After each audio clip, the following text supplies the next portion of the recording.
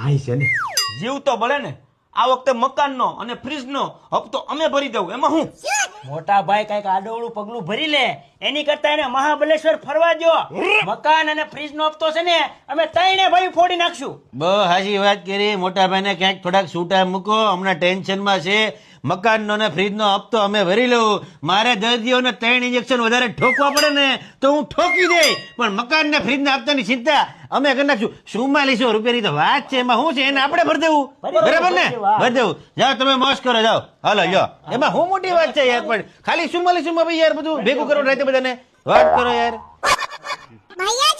હાડિયું ભરવા માંડ, હાંસ પેલા જમા કરાવવાની છે, નકર આપણી ઘેર દિલાભાઈ આવશે. હા તમને જમા કરાવવાની બહુ ઉતાવળ છે કા? તમને જવાબ જો તો આ 4400 રૂપિયા ફ્રીજ નો હપ્તો ભરવાની જરૂર તમારે શું હતી? માથે હું લેવા લીધું કયો તો? ગમે એમ તો મારો નાનો ભાઈ છે ને, અને દુઃખમાં તો ભાઈઓ ભેગા જ હોય ને.